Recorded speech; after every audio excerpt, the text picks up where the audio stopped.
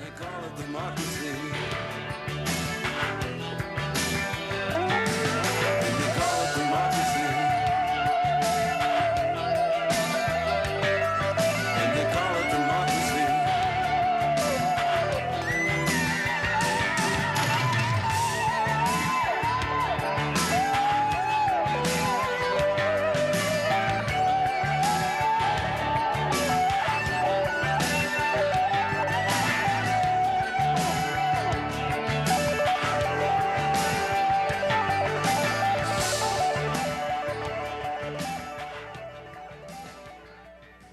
Good evening. Welcome to Green Watch, your locally produced progressive social and political affairs program. I'm your host, Brian Harrison. Tonight, we're going to be talking about boycott, divestment, and sanction, BDS for short. It's a movement that's actually worldwide that is beginning to start up here in Houston, and it is in regards to Israel. A number of Houstonians and other people are asking for organizations to boycott, divest, and sanction businesses and government entities in Israel, and we're going to be talking about that tonight. Thank you. I mean, we've been having peace talks for decades now, you know, and as the peace talks are progressing, more and more Palestinian land is being taken by Israel. And, you know, it also points to South Africa. You know, white South Africans weren't engaged and asked nicely to stop apartheid. It took the global community pressuring them and isolating them for it to change. I think it has to do with a very, vague kind of conception of what types of interactions are going on. It's as if, Israelis and Palestinians aren't engaging in a million ways all the time. I mean, it's like when settlers move into an area and kick people out of there, like, yeah, there's a lot of dialogue going on there and appeals to the human rights. Please don't take our house. Please don't do this, on all kinds of levels, and so, it certainly doesn't replace all the other forms of communication that are always going on about this, and, so. Yeah. Let's go ahead and talk about putting this car into motion, talking about how people can get engaged with BDS and bring BDS to organizations in their lives.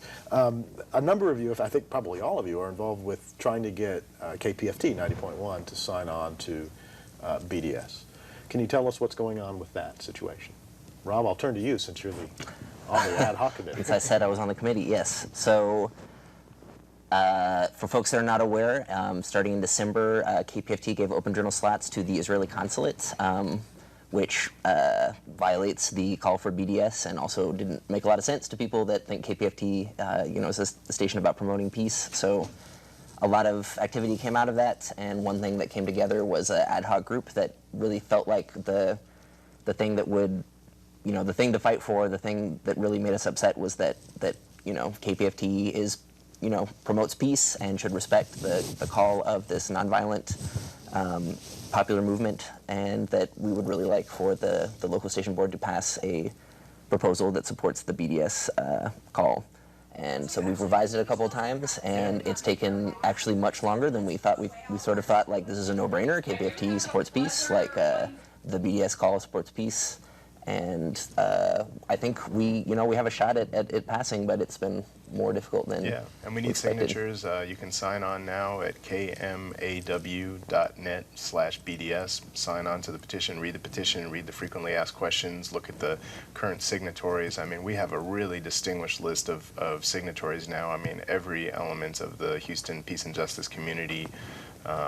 We have original members, former general managers, we have people from the Houston Peace and Justice Center, we have people from, you name it, any institution that's involved in the struggle, and they've signed on. It's really been incredible to see the people coming out to sign the petition. So KPFT is sort of the first step. Fatima, where else can people bring the call to boycott, divest, and sanction? What other sorts of Well, I think, one very important stage in this entire issue would be, college campuses. So I'm a current college student, and the Students for a Democratic Society at U of H has kind of spearheaded the BDS movement at this particular campus.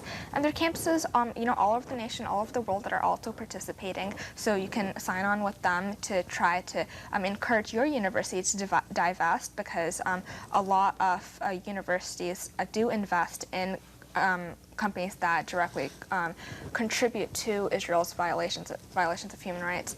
And then if your college doesn't have a BDS campaign already, you should start one. You should start enlisting support, talk to students, educate students. There's no better place to educate people about such an issue than a university or a college campus or any educational institution. So I think college campus will play a very significant part in the BDS movement. And, apart from that, even on a community level, in your church or your youth group, whatever it is, spread the word, tell people to, form a small committee to encourage people in your community to sign on to the effort. And then there's the national BDS movement that has so many materials on their website that people can use to start up their own small chapters and educate people about what BDS is. What other institutions should people be looking at to divest from Israel, other than we've got universities, radio stations? Well, for example, Churches. Your local grocery store. If your local grocery store is carrying, for example, Sabra hummus, there's been quite a few campaigns around the country where people will go and do a flash mob and try to convince the grocery store to stop carrying this brand of hummus, because not only is it an Israeli product, but it's also cultural appropriation. It's claiming this food as it's a Palestinian food, claiming it as Israeli.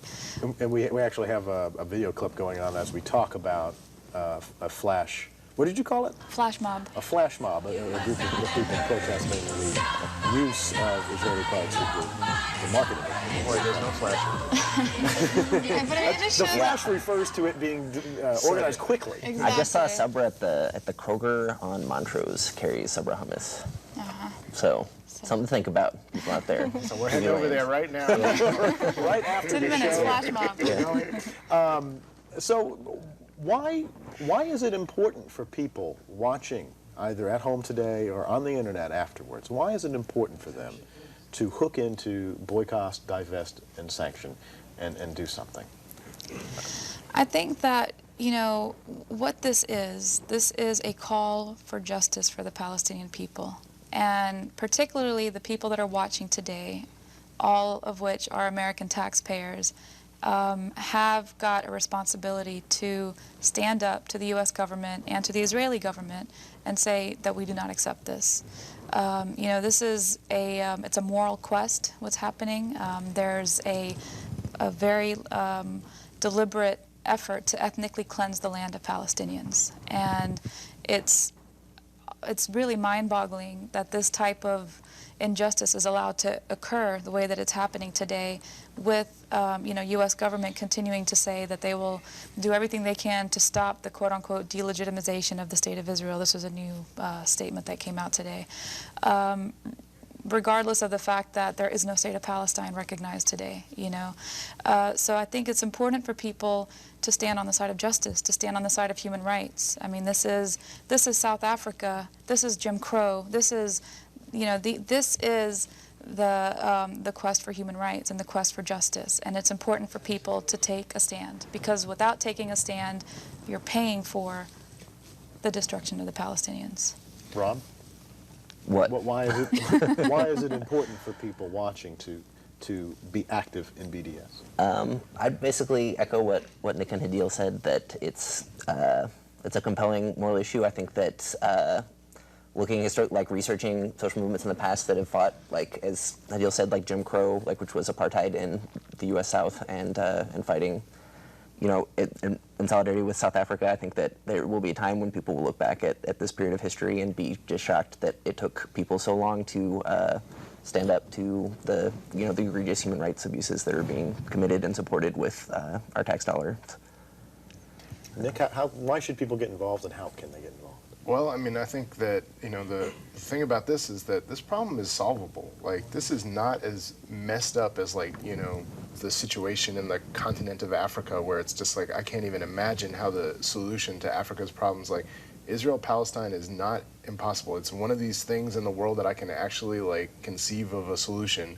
And I was talking to Hadil about it one night, and she was saying, yeah, and if we did, it would be a symbol of how we can solve our other problems in the world. And how can people get involved here in Houston? Well, for right now, like, yeah, we got to win this struggle at KPFT. It's important. So kmaw.net/BDS is one place to plug in, and we also, and also go to all the BDS websites nationwide and around the world. Fatima, we've got about 10 seconds. Why should Also, people get involved? there's a list. You can just Google a list of Israeli products, and it goes from Victoria's Secret to Motorola. Just go on there, see what it is, and just don't buy it. It's as simple as that. We have been talking about boycotting, divesting, and sanctioning Israel and Israeli companies. We've been speaking with Fatima Saeed, Rob Block, Nick Cooper, and Hadil Asali. I'd like to thank you all for being on the program with us. For everyone here at Greenwatch, this is your world. Take care of it.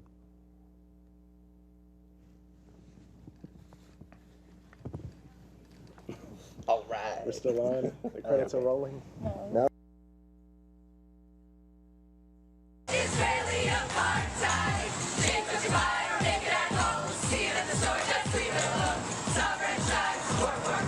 Justice now in Palestine. Think what you buy or make it at home. See it at the store, just leave it alone. Sovereign tribes, war crime. Justice now in Palestine. Stop fighting, don't buy sovereign tribes. Don't buy into Israeli apartheid.